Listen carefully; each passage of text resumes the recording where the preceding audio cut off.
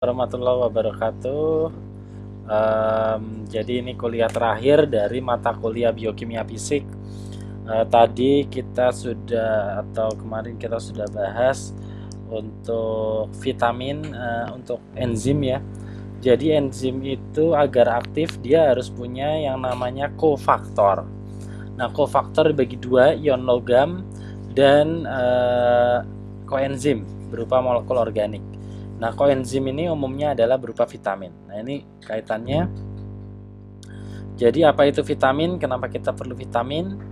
Bagaimana cara memanfaatkan vitamin? Nah, sekarang ada pemutih, minuman berenergi. Bahkan pada kondisi pandemi COVID seperti ini, kita juga dianjurkan untuk konsumsi terutama vitamin C dan vitamin E. Nah, ini apa perannya? Nah, ini yang akan kita bahas pada pertemuan kali ini. Ya, jadi vitamin itu asal katanya vita dan amin. Itu artinya vita itu menyerupai, amin itu amina. Karena dulu orang berpikir bahwa vitamin ini punya gugus amin pada struktur molekulnya, yang mana sekarang kita tahu ini salah. Misalnya saja vitamin C yang pertama kali ditemukan justru. Vitamin C ini adalah turunan dari karbohidrat atau glukosa yang tentu hanya memiliki atom C, H, dan O, tidak punya gugus amin. Jadi apa definisi vitamin? Vitamin adalah mikronutrien. Mikro berarti butuhnya sedikit, berupa molekul organik yang esensial untuk kesehatan dan pertumbuhan. Ingat catatan, esensial untuk sehat dan tumbuh. Artinya tanpa vitamin orang bisa hidup, tapi pertumbuhan dan kesehatannya akan terganggu. Jadi fungsinya sebagai kofaktor non-protein bagi enzim dan terlibat dalam berbagai proses penting di tubuh. Lihat, terlibat dalam berbagai proses penting di tubuh. Karena itu kalau kita kurang vitamin, maka berbagai proses penting di tubuh akan terhambat. Gitu. Jadi makanya vitamin bisa menyembuhkan berbagai kondisi karena dia terlibat dalam berbagai proses. Ya, jadi vitamin diklasifikasikan ada dua, vitamin yang larut air B dan C, vitamin yang larut lemak A, D, E, K. Kenapa nggak ada vitamin F dan yang lain saya juga nggak ngerti. Jadi vitamin ini sejarahnya juga menarik ya, karena dia pertama kali ditemukan dari C, habis C terus B, terus A, D, E, baru K. Nggak urut. Nanti vitamin B juga sama, nggak urut. Vitamin B 1, 2, dan seterusnya sampai 12. Tapi vitamin B itu total cuma ada 11. Nah, jadi vitamin larut air ini bisa larut air karena dia punya gugus polar berupa hidroksil atau karboksilat. Kemudian karena dia larut dalam air, kalau kita minum berlebih maka akan larut di urin dan dibuang melalui urin.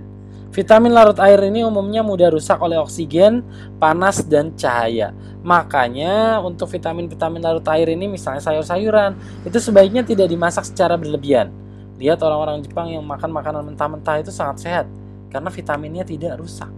Kemudian vitamin larut lemak A, D, E, dan K. Ini merupakan turunan dari senyawa isopren. Isopren itu mungkin di mata kuliah yang lain ya, metabolit sekunder, dia punya 5 karbon yang berikatan iso. Terus kemudian disimpan dalam tubuh karena tidak larut air. Jadi disimpan di tubuh, khususnya di hati. Karena disimpan di hati, kalau kelebihan, maka hati kita akan berlemak, menjadi toksik. Tapi sangat jarang berlebihan. Contoh vitamin A. Bagaimana orang bisa kelebihan vitamin A? Dia konsumsi wortel sehari 10.000 batang. Buat apa konsumsi wortel sehari 1000 batang? Sebelum keracunan udah kenyang duluan. Jadi nggak mungkin, kecuali kita konsumsi yang kapsul vitamin itu langsung serauk gitu ya. Tapi itu juga aneh. Oh, itu kan harganya mahal. Ngapain minum banyak-banyak? Jadi kondisi kelebihan vitamin sangat jarang terjadi. Yang ada justru orang kurang vitamin. Kenapa? Karena makanannya tidak bergizi. Ya, karbohidrat saja tanpa buah, tidak dapat vitamin. Buah pun buahnya tidak segar ya. Oke, kita akan bahas satu-satu. Kita mulai dari vitamin B1 atau tiamin. Tiamin ini terlibat dalam reaksi dekarboksilasi asam alfa-keto. Ada di siklus Krebs ya. Contohnya alfa-keto-glutarat, nanti ada alfa-keto dekarboksilase. Nah, tiamin ini defisiensinya, ini vitamin B yang pertama ketemu, defisiensinya menyebabkan beri-beri. Ini ditemukannya juga di Indonesia oleh Ekman di daerah Bandung. Jangan bangga dulu, Ekman itu orang Belanda, orang Indonesia jadi substrat ya. Jadi probandus. Jadi waktu zaman penjajahan dulu sangat menyedihkan kalau kita pergi ke museumnya Bio Farma di Pasteur tuh ada foto-foto zaman penjajahan. Jadi orang-orang dulu itu mereka itu jarang sekali makan beras. Jadi vitamin B1 ini sebenarnya sumbernya gampang, serealia, beras. Tapi mereka nggak makan nasi. Terus makan apa? Debong pisang. Debong pisang itu direbus. Isinya apa? Selulosa. Jadi selulosa itu cuma buat ganjil perut, bikin rasa kenyang aja. Tapi nggak ada nutrisinya. Makanya banyak sekali yang menderita beri-beri. Jadi kalau dicubit gini kulitnya nggak balik lagi, lama baliknya. Karena itu orang dulu kalau beli beras, berasnya itu direndam, air cucian berasnya itu direbus, itu yang menjadi namanya air tajin. Nah itu mengandung vitamin B yang tinggi untuk anak-anak pengganti susu. Bayangkan itu susahnya zaman dulu ya. Ya jadi itu kebutuhannya 2 mg per hari. Tapi sekarang alhamdulillah ya kita bisa makan, bahkan sekarang itu beras saja macam-macam jenisnya sampai bingung. Nah itu sumber vitamin B. Selain itu dari hewani ada dari hati, susu ya, sereal, ragi, bekatul.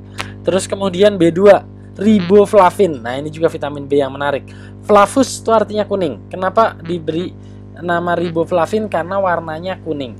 Jadi riboflavin ini strukturnya cincin, dia akan membentuk FAD dan FMN di tubuh. Ingat FAD ada di Siklus Krebs. Ya, ada di rantai transport elektron. Jadi riboflavin ini kalau kekurangan menyebabkan kulit kering, dermatitis, katarak, kebutuhan 1,7 mg per hari. Nah, di ekspor ya, di mie instan yang diekspor itu warna kuningnya pakai riboflavin. Makanya harganya lebih mahal. Kalau yang lokal-lokal itu biasanya mie-nya murah itu pakai tatrazin. Baca di kandungannya. Tatrazin itu xenobiotik, tidak ada manfaatnya untuk tubuh. Tapi kalau yang mie yang biasanya bungkusnya karton itu dia pakainya riboflavin, makanya harganya lebih mahal. Tapi kan nanti mie masaknya direbus. Tadi vitamin B rusak karena panas. Betul. Emang dia hancur, hilang, nggak manfaat juga. Tapi setidaknya tidak beracun. Kalau tatrazin kita nggak tahu. Belum ada penelitian yang membuktikan keburukannya tatrazin, tapi yang jelas tatrazin nggak bermanfaat. Nah selanjutnya niacin atau asam nikotinat. Perhatikan nih nggak ada hubungannya sama sekali sama nikotin. Namanya kimianya aja mirip asam nikotinat. Niacin ini nanti membentuk yang namanya NAD dan NADP. Ini ketemu lagi siklus Krebs, transport elektron, sintesis asam lemak. Kita akan ketemu pentosa fosfat pathway itu ketemu NADP. Jadi penting. Nah kekurangan niacin itu menyebabkan penurunan nafsu makan, tenggorokan keling, diare, degenerasi mental ya, penyebab penyakit lidah hitam pada anjing. Jadi anjing itu sebetulnya adalah karnivora, tapi sekarang ini banyak anjing didomestikasi kemudian dikasih makan yang sama dengan manusia. Misalnya dikasih makan nasi sisa dan yang lain, kurang makanan hewani. Sehingga anjing itu menjadi kekurangan vitamin niacin. Ini menyebabkan lidahnya jadi hitam. Jadi itu sebetulnya tidak baik. Nah, niacin ini juga sekarang ini penting karena niacin itu kalau kita kekurangan niacin itu menyebabkan depresi. Jadi kalau kurang niacin itu menyebabkan depresi. Nah, di mana sumber niacin yang tinggi? Yang tinggi niacin instan bisa diserap dari tubuh mudah itu ada di kacang mede. 1 genggam kacang mede ya segini, serauk gitu. Itu memberikan efek niacin yang setara dengan 1 butir obat antidepresi Prozac. Nah itu jadi kalau mau ngindarin depresi gampang, makan kacang. Orang makan kacang kan happy. Tapi nanti saya gendut, mendingan depresi apa gendut?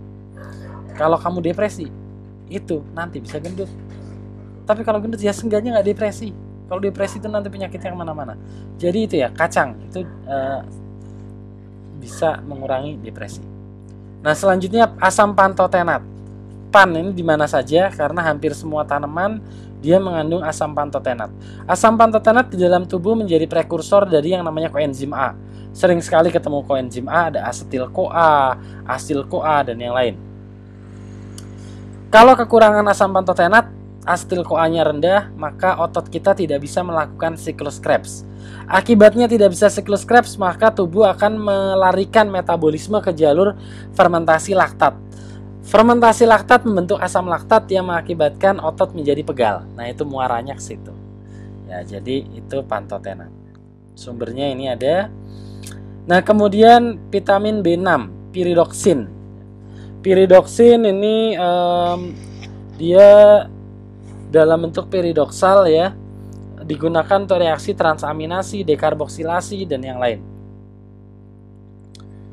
Kekurangan piridoksin menyebabkan dermatitis, pegal-pegal, anemia, pertumbuhan terhambat. Jadi itu vitamin B6, piridoksin. Kemudian kobalamin. Nah, kobalamin ini bentuk aktifnya namanya cyanokobalamin. Karena nanti dia berpasangan dengan ion kobalt. Nah, kobalt itu dari mana? Dari tanah. Jadi dari mana sih kobalamin yang paling banyak? Tempe. Sebenarnya yang paling banyak di tempe. Nah, ini